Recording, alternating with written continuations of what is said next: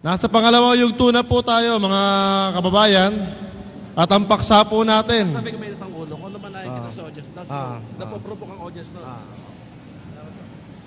Ang ating pong pangalawang paksa ay ang pagsamba at sabat sa pananampalatayang Kristiyano ay Sabado, ayon sa Biblia at mga referensya. So ang atin pong affirmative dito ay ang si Brother Ronald Obidos, at ang sa negative side naman po ay si Pastor Art Feriol.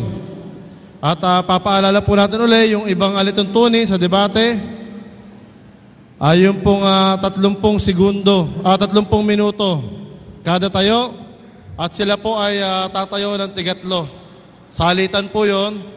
At pagkatapos po ng kada tayo ay meron po 5 minutong cross-examination. At muli po, sa ikalimang parte, huwag babanggit ng personal sa tagapagsalita o gagamit ng patutsada. Dapat igalang ang tagapagsalita. So yun pong ating, meron po tayong timekeeper sa likod na mula po sa magkabilang panig. At meron po tayong co-moderator, si Attorney Plata.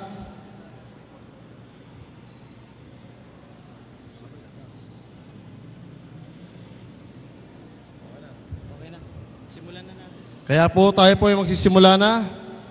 Tinatawagan po natin para po sa affirmative side si Brother Ronald Obidos.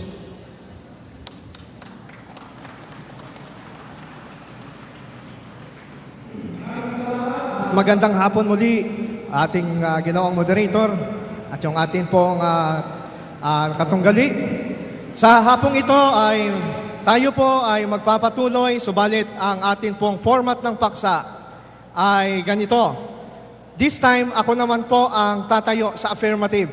Ibig sabihin, itatayo ko po sa pamamagitan ng banal na kasulatan at ng mga referensya na ang mga tunay na Kristiyano po ay nangingilin ng tinatawag nating ikapitong araw ng Sabat.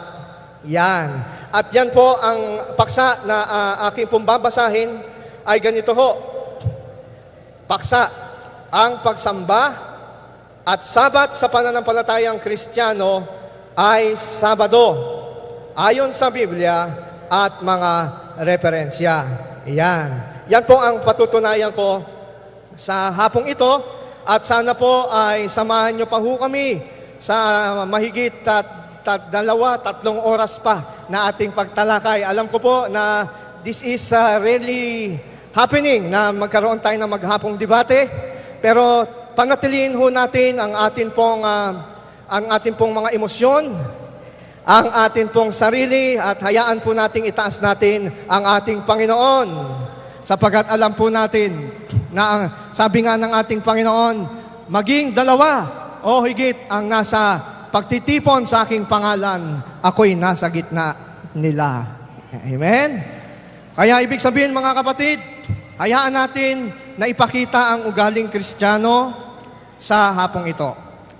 Okay, bakit po ako naniniwala na ang ikapitong araw po ng Sabat ang siya pong tunay na araw na pangilin hanggang sa panahong Kristiyano?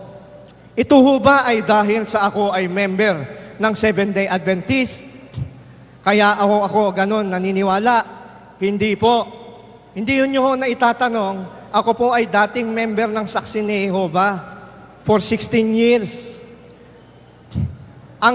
Isa sa mga katotohanan na nakita ko, bukod sa kaligtasan, tangi lamang sa personal na relasyon sa ating Panginoong Kristo na wala sa aking mga sinamahang relihiyon noon bilang Saksi ni Jehovah, ay ang katotohanan na ang ikapitong araw pala ng Sabat na kabilang sa 10 utos ng Diyos ang siyang tunay na araw ng pangilin. Kaya naniniwala po ako na dati iniisip ko na ako'y sarado na ang isip ko noon sa aking dating kinakasamaang relihiyon. Akin din pong dinidibatit kinakalaban ang pangingili ng Sabat. Subalit ngayon, nakatayo po ako sa inyong harapan para patunayan ang pagiging totoo at katotohanan ng pangingilin ng ikapitong araw. Kaya mga kapatid, mga kaibigan, naniniwala po ako na ang Diyos ay tumatawag ngayon sa ating puso. Huwag ho lang nating pagmatigasin ang ating puso, kaya pong baguhin ng Panginoon ang ating buhay. Sabbath in the New Testament. Bakit ako naniniwala na ang pangingiling ikapitong araw ng Sabat ay siyang dapat nating sundin? Unang-una po, mga kapatid, maaaring isipin po ninyo na ang issue about Sabat at Linggo o Sunday is just a difference of names or numbers. Marami hong nagsasabi niya na, kahit Linggo, kahit Sabat, pareho lang yan. Nagkaiba lang yan ng pangalan, nagkaiba lang ng bilang. Yung isa ay ikapito at yung isa ay una. Pero hindi po ako naniniwalang ganon ang turo ng Biblia. Unang-una, may tatlong bagay kung bakit po magkaiba ang linggo at ang tinatawag na Sabat. Una, magkaiba sila sa authority. Bakit po mga kapatid at mga kaibigan? Pagdating po sa authority, bakit magkaiba ang Sabat, ikapitong araw at yung unang araw, ay ito po ay mababasa natin sa ating mga Biblia. Dito po sa aklat ng Genesis, na kung saan, dito po ay maliwanag na sinasabi. Ang sabi ganito, at nayari ang langit sa Genesis 2:1-3, at nayari ang langit at ang lupa, at ang lahat na natatanaw sa mga iyon. At nang sa Genesis 2:1-3. At nang ikapitong araw, ano sabi? Ay nayari ng Diyos ang kanyang gawang ginawa at nagpahinga ng ikapitong araw sa madlang gawa niyang ginawa. Anong ginawa ng Diyos? Kailan siya nagpahinga? Ikapitong araw. At binasbasan ng Diyos ang ikapitong araw. Anong binasbasang araw ng Diyos? Ikapitong araw. Hindi ho unang araw. At kanyang ipinangilin sapagkat siyang ipinagpahinga ng Diyos sa madlang gawang kanyang nilikha at ginawa. Ayan. So merong bagay na pinagkaiba po ang unang araw na tinatawag nating linggo at yung tinatawag na Sabat o yung Sabado. Anong pinagkaiba nila? Yung karapatan o yung otoridad. Sapagkat yun pong Sabado pala ay nakabase po sa karapatan o otoridad ng banal na kasulatan. Sapagkat nung ikapitong araw, tangi lamang ang ikapitong araw, ang pinangili ng Diyos, ipinagpahinga at binasbasan. May tatlong bagay siyang ginawa. Binasbasan, pinangilin, at anong sabi? Pinangilin at pinagpahinga. Pinangilin. Ito ba mababasa natin tungkol sa linggo? Wala po. Kaya dyan nagkaiba ng malaki ang Sabat po at ng linggo. Kaya nga po, pagdating ho sa Exodus, sa chapter 20, ay isinama po ng Diyos ang utos ng pangingilin ng ikapitong araw ng Sabat sa 10 utos na naging bahagi po ng ikaapat na utos. Ito po ang mababasa natin sa chapter 20 verse 8. Ang sabi po, alalahanin mo ang araw ng Sabat upang ipangilin. Ang sabi ng Diyos, alalahanin ang ginawa ni Satanas. Ipinalimot sa maraming tao. Kaya ito, ngayon, sa mga oras na ito, narito ho kami ng mga Seventh-day Adventist para po ipaalala sa inyo na ang araw ng Diyos ay ikapitong araw. Yan lang po ang kanyang binasbasan, ipinangilin, at kanya pong pinagpala. Anong sabi ng Panginoon? 6 na araw na gagawa ka at ang iyong gagawin, ang lahat ng iyong gawain. Ngunit ang ikapitong araw ay Sabat sa Panginoon mong Diyos. Sa araw na yan ay huwag kang gagawa ng anumang gawa. Ikaw na iyong anak na lalaki ni babae, ni ang inyong aliping lalaki ni babae, ni ang iyong baka, ni ang iyong tag-ibang lupa na nasa loob ng iyong mga pintuang daan. Etong dahilan sa 11. Bakit ibinigay ng Diyos, isinama ang ikapitong araw ng Sabat sa 10 utos? Ito po sa verse 11, ang dahilan, sapagkat sa 6 na araw ay ginawa ng Diyos o ng Panginoon ang langit at lupa, ang dagat at lahat ng nangaroon, at nagpahinga sa 7 araw na anupat pinagpala ng Panginoon ang araw ng Sabat at pinakabanal. Naririto pa ho yung 3 ginawa ng Diyos, pinabanal, nagpahinga, at tinawag na pinagpala. Yun po ang naging basihan ng utos ng Diyos, yung pong ginawa ng Diyos sa panahon ng paglalang. Kaya po, mamaya, I'm very much sure, maririnig natin sa ating katunggali, sasabihin niya, ito po ay inutos lamang sa panahon ni Moises. Yan. Sabihin niya, sa Genesis ay hindi inutos. Baka itanong niya sa akin, Mr. Obidos, dyan sa binasa mo, sa Genesis 2 hanggang 3, mababasa mo ba na iniutos na mangili ng Sabat? Yan. Yan may sagot tayo dyan, mga kapatid. Ngayon, sa makatuwid, ang Panginoong Diyos, ang pinagbasihan niya ng pangingili ng Sabat po, na 7 ay ang paglalang. So, ang Sabat po is a memorial of creation. Hindi po ito shadow of things to come, na gaya ng binabanggit niya kaninang umaga sa Colosas 2:14 hanggang 16, na ang sabing ganon, na anino ng mga bagay na darating. Ang hindi po nalalaman ng ating katunggali at atin pong ipaalam na sa Biblia po, 2 klase po ang Sabat. Isang seremonyal at moral Sabat. Ang seremonyal po, yun po yung may kinalaman sa Sabat na may kapistahan, katulad nung binasa sa ating kaninang umaga, yung Feast of Unleavened Bread, at yung may kinalaman sa paghandog. Yan po yung mga Sabat na hindi weekly Sabat. Yan po ang pinawi, sapagkat sila po ay shadow. Sila po ay nagtumuturo sa kaligtasang ginawa ni Kristo sa krus. Yun po ang napako sa krus. Yun po ang napako sa krus. Sapagkat nung sa Genesis 2, nung itatag ng Diyos ang Sabat, kanyang binasbasan, pinagpala at pinangilin, wala pa pong kasalanan nun sa mundo. Tatandaan nyo, mga kapatid. Ang kasalanan po pumasok na sa Genesis 3. Genesis chapter 3. Tsaka doon pumasok ang kasalanan nila Adan at Eva. Pero bago pa magkasala si Adan at Eva, itinatag na ng Diyos ang araw ng pangingiling Sabat. Ngayon, may sabihin niya, meron bang iniutos? Tanungin natin ang Panginoong Kristo. Sa Marcos 2:27 at 8. Baka sabihin ginawa lang ng Diyos ang Sabat nung panahon ng paglalang. Pero hindi ito ginawa para sa tao. Ayan, parang naririnig ko na yung argumento ganun po ba? Ang Sabat po bang yon nung panahon ng paglalang ay hindi ginawa para sa tao? Tanong natin ang Panginoon.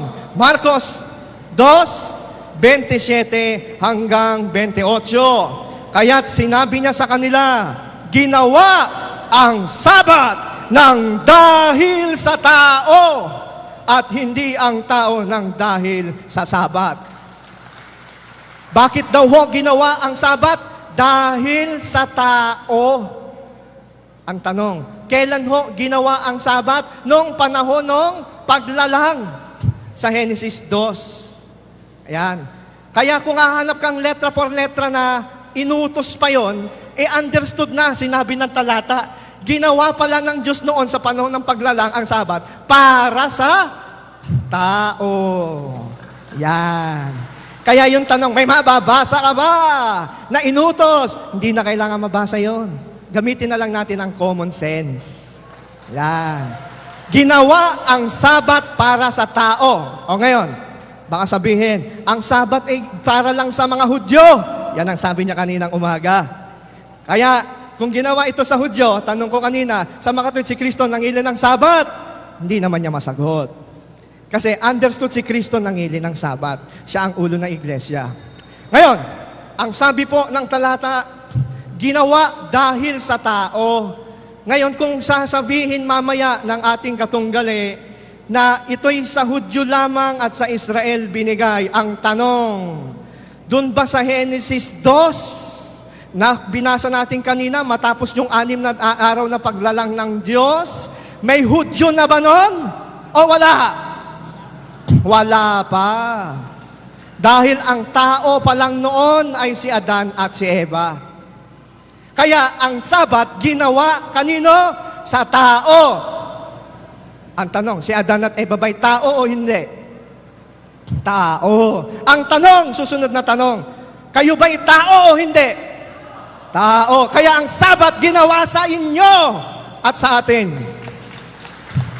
Ito po'y ginawa ng Diyos nung panahon ng paglalang para po ating ipangilin. Ngayon, ang pagsambaba at pangingilin ng Sabado, ayon sa authority ng Biblia, nakita po natin. Samantalang ang linggo, galing po sa mga questionable na mga church tradition. Mga sulat na mga tradisyon ng mga church fathers at inimbento at binigyan ng authority ng kapapahan ng Iglesia Katolika at Romana. Na sinabi nga ng Iglesia Katolika na wala ito sa Biblia kahit basahin mo Genesis hanggang Apokalipsis. Ang nagbago lang ng Sabado patungong Linggo ay ang Iglesia Katolika Apostolika Romana. Bilang katuparan ng hula sa Daniel 7:25. Ano pa ang pinagkaiba? Ang pinagkaiba ho ay sa kahulugan. Bakit po? Yung kanina, authority. Ngayon, meaning. Anong pinagkaiba ng meaning ng linggo at ng sabat? Ang sabat po, ang sabat ay, ito po ay nangangahulugan na ang Diyos natin ay manlalalang. Siya po ang naglalang ng mundo para po ating tahanan. Kaya yung sinasabi na ang sabat at ang linggo, araw lang yan, at difference lang ng day, hindi po pwede sapagkat kailanman hindi na po natin mababago ang arrangement ng week from the time of creation. Kailanman walang sino mang makapagbabago na natapos ng Diyos ang kanyang paglalang nung ika-7 araw. Yan. Pangatlo, experience. Ito po, paano ho naging iba ang Sabat at linggo? Sa experience po, ang Sunday keeping, kung mapapansin po ninyo, kahit sa mga writings ng mga early fathers, nung early 2nd century, sa kanila ang Sabat is not a day of rest. Kaya, ang pinagkaiba po ng Sabat at linggo in experience ay ito. Kahit ngayon makikita ito sa mga nangingilin ng linggo. Ano po yon? Ang pangingilin ng linggo ay hindi po as Sabbath day, kundi pangingilin Sabbath hours. Bakit ho? Kita nyo, pag nagpunta kayo sa simbahan, ilang araw lang, 1 oras, 2 oras. Pagkatapos nun, pwede na kayong mag-shopping, pwede na kayong manood ng sine, pwede na kayong mamasyal, pwede na ninyong gawin o anumang trabaho. Kaya po, ang linggo, hindi ho talagang tinawag na Sabbath day. Dahil sa Biblia, ang Sabbath day buong 24 oras. Yan po ang pinagkaiba niyan, mga kapatid. Kaya po, sa experience, ang linggo, hindi talaga tinawag na Sabat. Hindi talaga tinawag na Sabat. Dahil ang linggo po ay hour, tawag nga doon hour of worship. Nakita ko yun. Hour of worship, hindi day of worship, hindi 24 hours.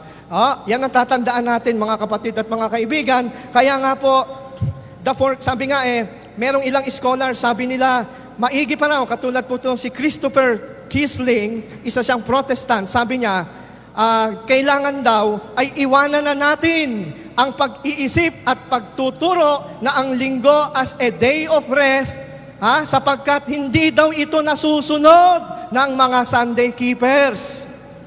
Hindi ito nagiging day of rest, nagiging hours of rest. Yan. Obvious po yan, mga kapatid. Kaya, ang pinagkaiba nila sa experience, ang Sabat po ay tinatawag na holy day. Banal na araw. Pag sinabing araw, 24 hours. Samantalang ang linggo po ay holiday. Yan. Naging holiday ang Sunday. Pwede after 1 oras, 2 oras, sisimba ka sa Diyos. Tapos noon, pwede ka na mag-pleasure ka na. Maggulakbol ka na. Kaya nagiging holiday, hindi holiday. Kasi wala namang mababasa sa Biblia talaga na ang linggo'y holiday. Dahil mismo si Ginoong Periol kaninang umaga, inamin niya na walang banggit o binanggit na si Kristo ay sinasabi niya na binago o ang araw ng linggo ay Sabat na. Pero sinabi niya, pinahayag lang sa mga apostol pero walang binanggit. Doon ako nalito. Paano kaya na ipahayag yun kung hindi binanggit? At paano niya na lamang ipinahayag sa mga apostol? Hindi naman siya apostol. At hindi naman siya kasama doon.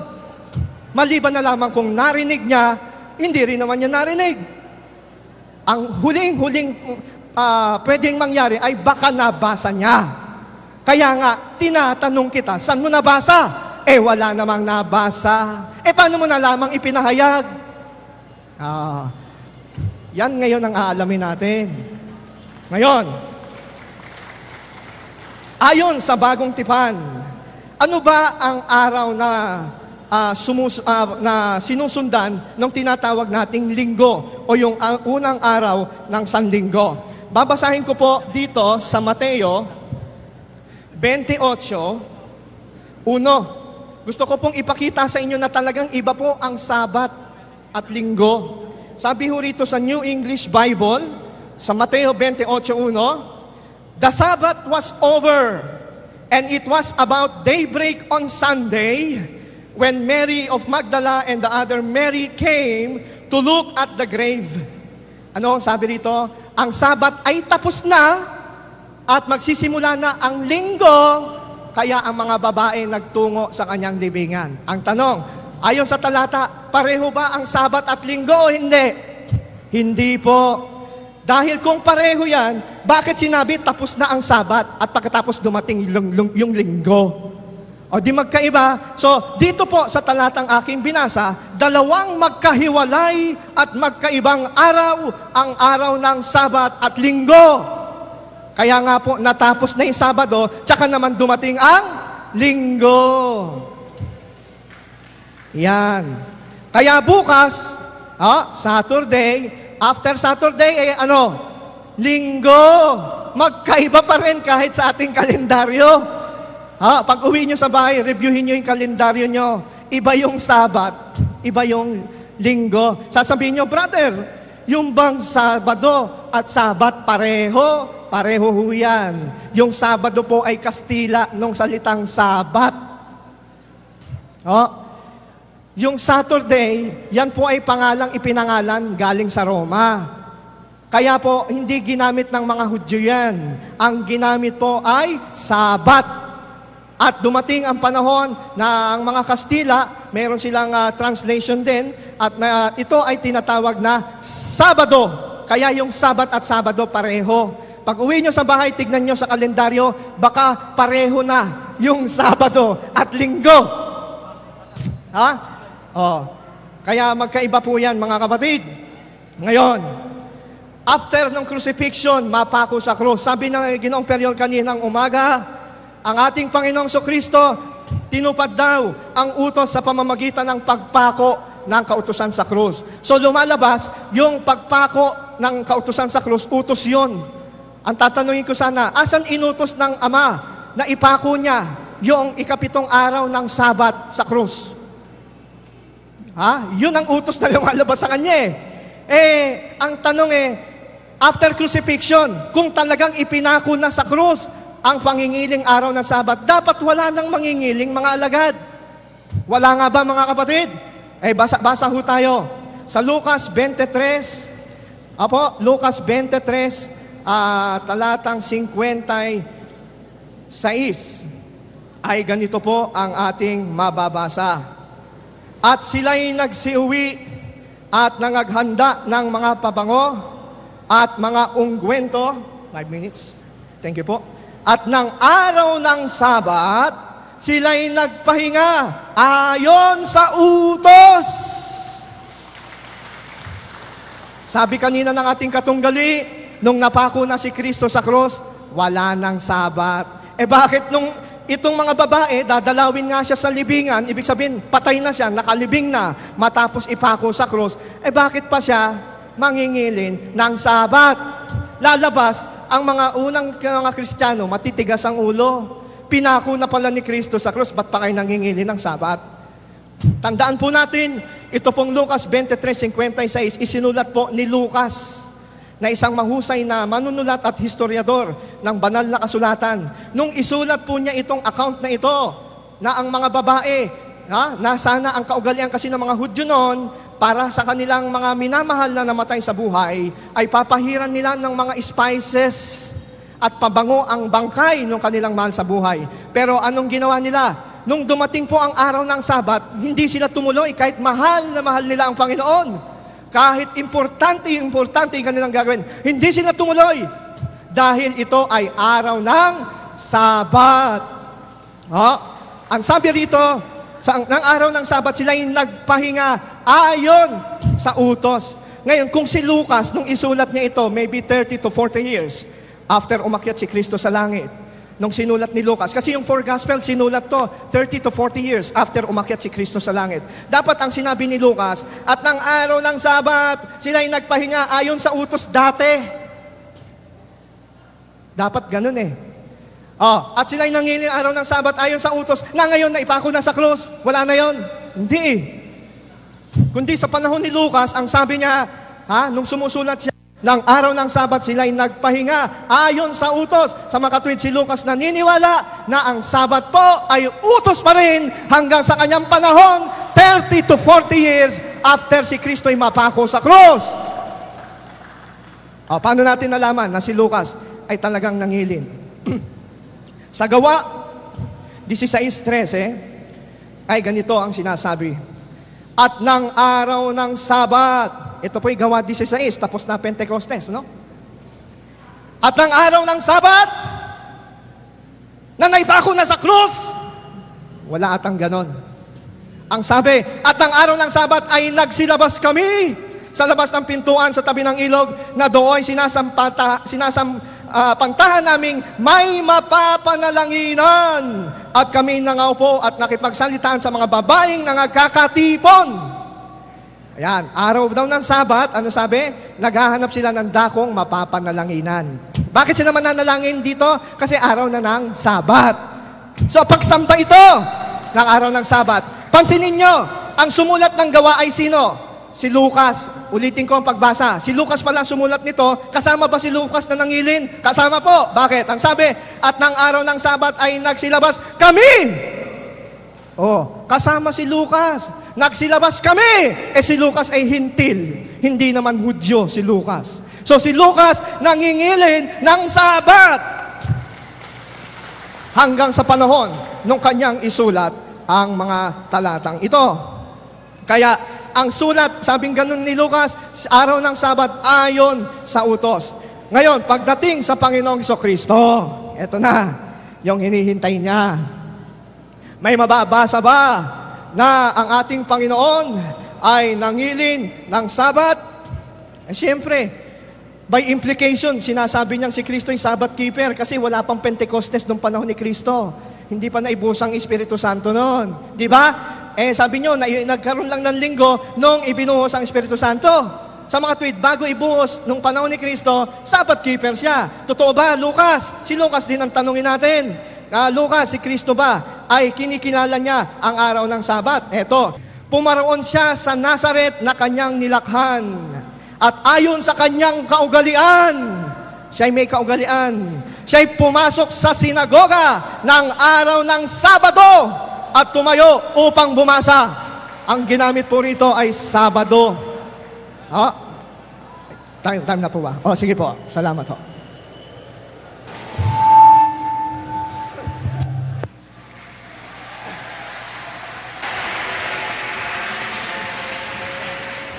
Tayo po dadako sa 5 minutong pagkatanong.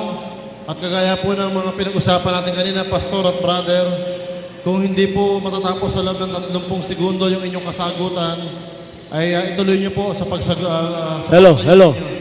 Yung inyong mga Hello. sagot. Sige po, Pastor. Hello, son. Obidos. Binanggit mo ang Henesis 1:3, 2 o 3, na doon ay nangilin ang Diyos. Opo. Ang ating pagpaksa, ang Sabat ay pagsamba at Sabat. Doon ba sumamba ang Diyos sa Genesis 2:3, 1 hanggang 3? Sumamba ba? Ang sabi ulo, tatlo, pinangilin, binasbasan, at nagpahinga. May pagsamba ba? Alam nyo, ang Diyos hindi na... Mayroon o wala? Hindi Yun na lang ang sasamba sagutin ang mo. Diyos. Hindi na kailangan sumamba ang Diyos. Ewan ko yung Diyos nyo. Baka may sinasamba pang ibang Diyos. Sa makatwid, Mr. Obidos, Pero ako Diyos ko, wala nang ibang sinasamba yun. sa makatwid, sa Henesis 2:1 at 3, Apo. walang utos na sumamba.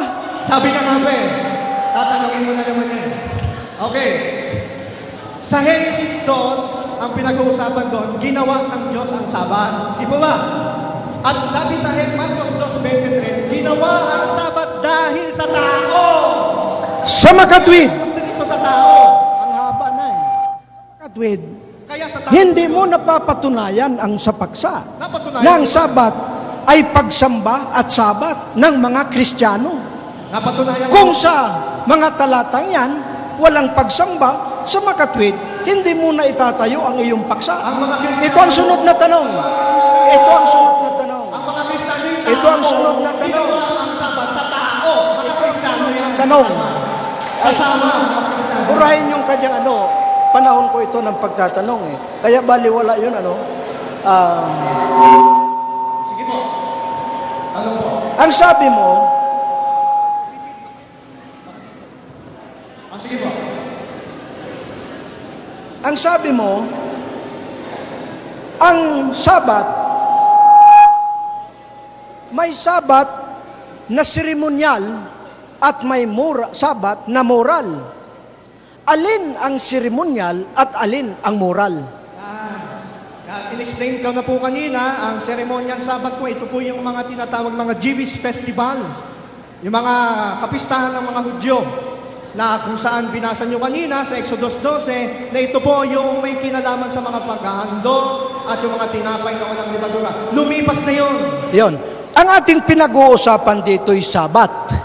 Ilan ang alam mong Sabat sa Biblia? Ang pinirmahan nating Sabat, ikapitong araw ng Sabat. Yun ang Sa pinirmahan makatwid. natin. Sa makatwid. Yung... Yung... Huwag kayong lalayo doon. Huwag ka na magpaliwanag. Mamaya ka na magpaliwanag. Sa makatwid, yung sinasabi mong moral at seremonyal, alin ang seremonyal na Sabat, alin ang moral? Ayan. Ang pinirmahan ko pong Sabat, yun po yung moral Sabat ng 10 utos.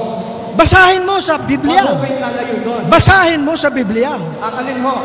Yung moral at seremonyal. Salita mo lang yun eh. Wala namang talata na itong Sabat ay moral at ang isa ay seremonyal. Basahin mo. Meron. Yung ceremonial Sabat, binasa nyo na kanina, kayo nga nagbasa nun eh. Basahin mo! Ba't Basahin kayo mo nga!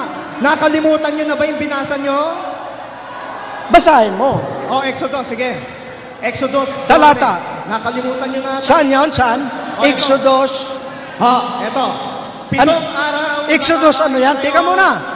Teka muna. Anong Exodus? Teka muna. Saan Exodus? Exodus 12. 12. Okay. Sige, basa. Sige. Basahin mong yan ay seremonyal. Ano po ang tanong? Saan po tinatanong nyo? Ceremonial o ano? Basahin mo na ito'y Sabat na moral at Sabat na seremonyal. Alindan. Ayun nga. Salita mo lang yun eh. Time na. Ito. May babasahin ho ako. Time. Ito po ay Catechism of Christian Doctrine. Time na. Ito, babasahin. Time na eh. Mamaya na lang.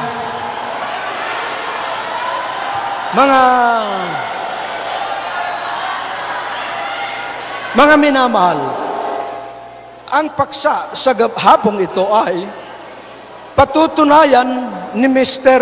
Ronald Obedos na ang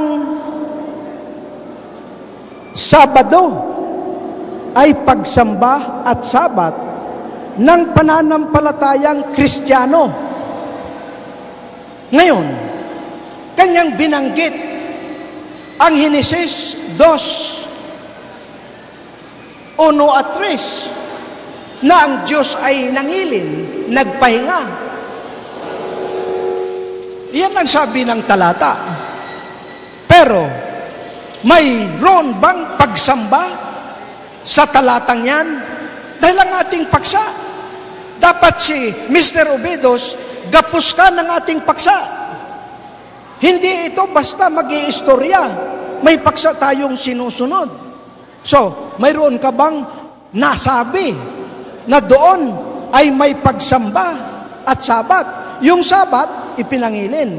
Pero saan ang pagsamba? Sa makatwid, ang basis na Genesis 2:1-3, para patunayan ang iyong paksa, walang kaugnayan. Walang kaugnayan yun. Ganun din, sa Exodus 20:8, mga kapatid, sa 10 utos, ang utos ay ipangilin. Pero walang utos na sumamba. May utos bang sumamba? Sa Exodo 20, sa talatang 8, dapat ay dumikit tayo sa paksa. Ang paksa, ang Sabado, ay pagsamba at Sabat ng mga Kristiyano. May mga Kristiyano na ba sa panahon ng Exodus 20? Mayroon na bang Kristiyano? Wala pa. Ito ang sagutin mo mamaya. Kung dyan sa Exodus 20, ay may Kristiyano dyan na inuutusan. Ang sabi na aalalahanin ang ika-7 araw, pero walang utos na sumamba. Kung hindi niya naunawa ng paksa, kasalanan niya. Hindi niya inalam kung ano ang paksa bago siya magpatunay. Sapagkat ang dapat patunayan niya na ang Sabado ay pagsamba at Sabat ng mga Kristiyano. Sa makatwid, bigo si Mr. Obedos. Ngayon, ang sabi niya, may moral at seremonyal na Sabat. Kaya ang tanong ko sa kanya, ilan ba ang Sabat ng Panginoon? Diyan sa bilang na yan, kung alam niya, alin ang seremonyal at alin ang moral? Ano yan? Ngayon, ang sabi ko sa kanya, basahin na yung Sabat na yan ay moral o seremonyal. Wala siyang nabasa. Siguro itutuloy niya yon. Dahil tungkulin niya yun na ikanyang magbasa siya ng talata. Dahil maaring maganda ang iyong istorya. Pero kung wala naman sa Biblia, walang kabuluhan yun. Oh, nagkukwento ka lang. At yan ang kanyang pinalalabas. Nagkukwento lang siya. Kaya ang ating hanap, sapagkat ang pag-uusap na ito ay ayon sa Biblia. Ating hinahanapan siya ng talata. So, alin ang seremonyal? Alin ang moral na Sabat? Sapagkat sa binabanggit niyang Kolosa 2:14 hanggang 17, hindi lamang isang Sabat ang pinalibas, mga Sabat. Kaya kung kanyang inuuri ang mga Sabat na may seremonyal at moral, alin ang seremonyal, alin ang moral? Sa makatwid, hindi po niya ito na patunayan. Sa makatwid, wala siyang naitayo. Ang nabanggit lang niya ay ang Sabat ng mga Hudyo. Ay paano ang paksa, pagsamba at Sabat ng mga Kristiyano? Iyan ang dapat niyang patunayan. O maganda yung mga kwento niya, pero wala naman sa Bible. Ang mahalaga na ang sinasabi mo ay batay sa banal na kasulatan. Ngayon, pumunta siya sa Bagong Tipan. At ang Matthew 28 sa talatang 1, binasa niya. At babasahin natin muli. Dahil tutol tayo sa kanyang sinasabi. Ang sabi ay, nang matatapos ang araw ng Sabat, nang nagbubukang liwayway na, ang unang araw ng sanglinggo. Ito sa makatwid ay, ang ibig niyang sabihin, na itong mga ito'y nagpahinga ng araw ng Sabat. Ang tanong uli, kung sila'y nagpahinga, sumamba ba sila? Sapagkat ang paksa, pagsamba at Sabat. Yan. Kanya pang binanggit ang Lucas 23:56 at atin muling babasahin ito, mga kapatid. Ang sabi po rito ay 23:56 ng Lucas. Ang sabi, at sila'y nagsiuwi at nangagahandang mga pabango at ungkwento at ng araw ng Sabat, nangagpahinga ayon sa utos. Nagpahinga, pero ang tanong, sumamba ba? Sapagkat ang ating paksa pagsamba at pamamahinga. Yan ang hindi mo naipapakita. Naipakita mong pahinga, pero may pagsamba ba? Kaya nga hindi makalabas dahil nagpahinga. Pero saan ang pagsamba? Kaya dito mga kapatid, dito sa kanilang pinirmahan na paksa, dapat sila manatili rito. Sapagkat ito, ngayon kung hindi nila ito naunawaan, kasalanan nila. Bakit sila pumipirma sa hindi ninyo naunawaan? At lumalabas, hindi niya naunawaan. Bakit? Iba ang pinapatunayan niya. Ang pinapatunayan niya, ang pangingilin ng Sabat na ikapito. Ang patunayan niya na ya'y ipinangilin at sumamba ng mga Kristiyano. Ang mga Kristiyano. Ngayon, mga kapatid, inyo pong mapapansin, sa Acts 16:13, kanya ring binanggit ito. Ang sabi po, ng araw ng Sabat, nagsilabas kami sa labas ng pintuan sa tabi ng ilog at do'y sinasapantahan namin may mapapanalanginan kami nangaupo at nakipagsalitaan sa mga babaeng nagkakatipon. Ang tanong uli, sumamba ba sila? Ano ang ginawa raw nila? Nakipagsalitaan. Ay nakipagsalitaan pala. Hindi sumamba. Walang kaugnayan sa paksa. Ang paksa, sumamba at Sabat. Yan ang dapat ay harapin ng aking kausap sa mga sandaling ito.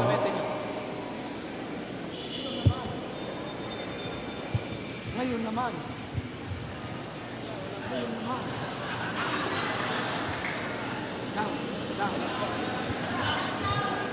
Ginamit naman niya ang Lucas 4:16. Lucas 4:16, gaya raw ng kaugalian ng Panginoon, ang Panginoon ay pumunta sa sinagoga. Ano ang ginawa ng Panginoon doon? Sumamba ba? Hindi. Hindi siya sumamba. Walang mababasa na siya'y sumamba. Ang ginawa niya, nagturo. Nagturo siya sa mga Hudyo. Ito bang mga taong tinuruan, mga Kristiyano? Hindi. Isipin ninyo, nang turuan ito ni Kristo, ang kanilang reaksyon. Mga kapatid, ang reaksyon nitong mga Hudyo ay kanilang dinala ang Panginoon sa isang bangin at gustong kanilang ihulog ng patiwarik ang Panginoong Hesus. Mayroon bang Kristiyano na ihuhulog ang Panginoon ng patiwarik? Ha, kapatid?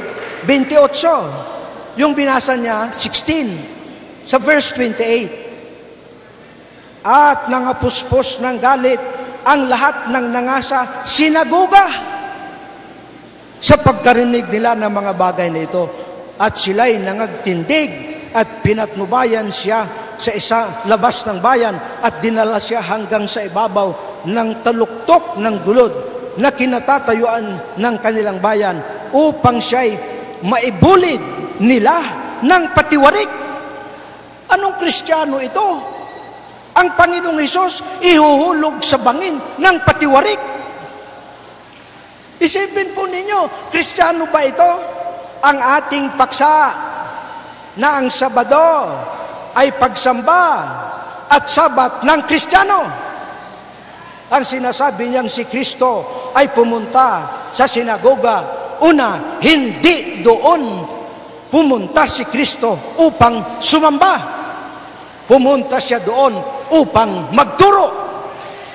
At pangalawa,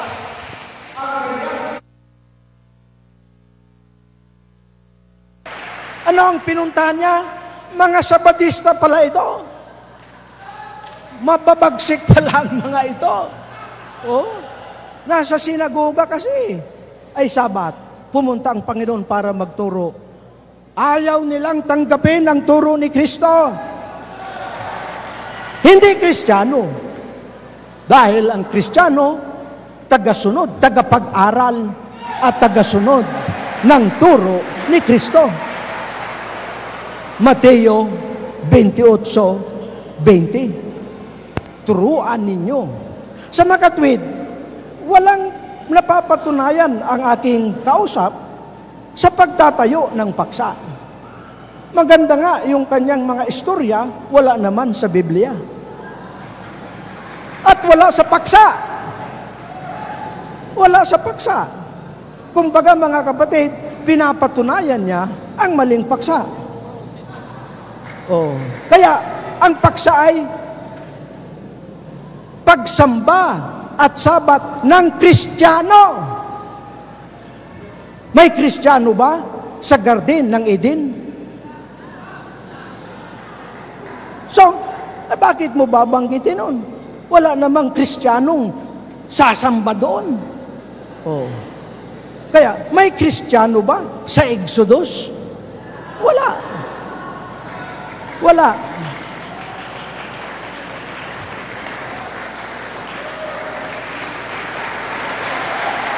Sa makatwid, mga kapatid, walang napapatunayan sa unang tayo itong aking kausap.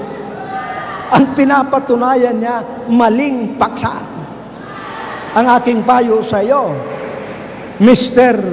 Ubidos, alamin mo ang ating paksa.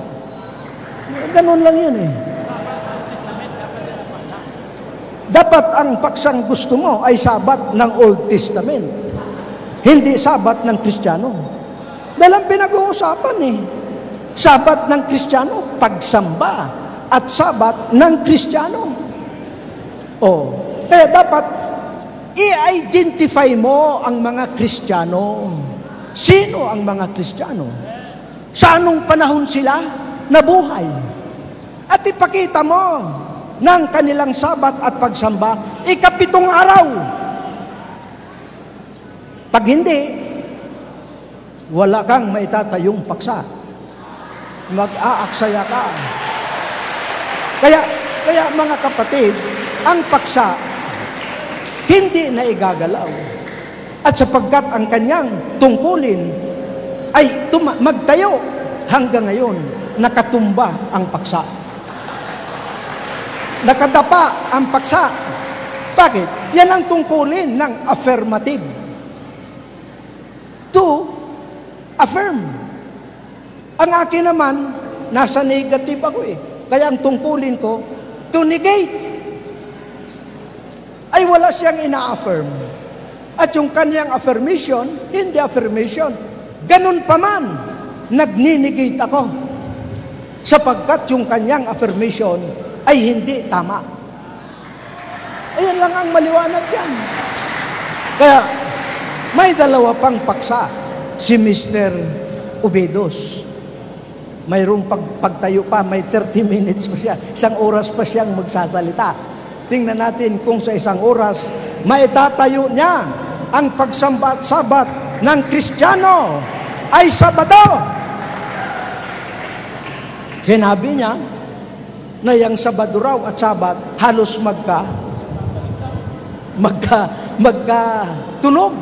Sabat, Sabado. Pero hindi ibig sabihin na ang Sabat. Ang ibig sabihin Sabado. Nagkataon lang na ang 7 araw nang lagyan ng pangalan ang araw sa kalendaryo, ang 7 araw na pangalanan ng Sabado. Yun. Pero hindi ang ibig sabihin Sabat, Sabado. Mali yun. Wala pong ganoon. Kaya, muli, ating hinihingi ang ating kausap na alamin niya ang paksa para malaman niya kung ano ang kanyang dapat gawin. No? At nananatili sa makatwid na ang paksa ay hindi natatayo ng kaibigang Ubedos. Yan. So, hanggang ngayon, nakadapa ang paksa. Iyong ibangon. Oo. Tiyakin mo na ayon sa Biblia ang iyong katwiran, sapagkat pag hindi, dadapa uli yan. Dadapa uli yan dahil ang suhay mo ay mahuna. Ang suhay mo ay, ang tukod mo ay maiksi. Hindi umaabot. Kaya tuloy hindi tumayo. Nakabalintong pa ang paksa. So, narito ngayon na si Kristo ang ulo ng iglesia. Mga kapatid, pumarito upang tuparin ang kautusan. Kaya nananatili yung moral at ceremonial law, yung ilabas kung alin sa Sabat ang ceremonial, kung alin ang moral. At yung moral na sinasabi mo, patunayan mo na moral nga yan. Huwag mong sabihin lang ito ang moral. Iyo lang yan eh. Pinagparti-parti lang moral, ceremonial. Oh. Kaya, nariyan mga kapatid, ang moral at ceremonial. Yung sabihin, ilan ba ang Sabat? Alin dito ang moral, alin ang ceremonial? Pakita mo. Ipaliwanag mo mamaya. Dahil ang sabi mo, ang inalis na Sabat ay ang ceremonial. Alin ang moral? Ang natira. Basahin mo. Sa talata. Hindi sa inyong silabos. Sa inyong silabos kasi, madaling mapatunayan niya doon. Bakit? Nakahanay na nila yun eh. Ay, tingnan ninyo ako. Wala akong silabos.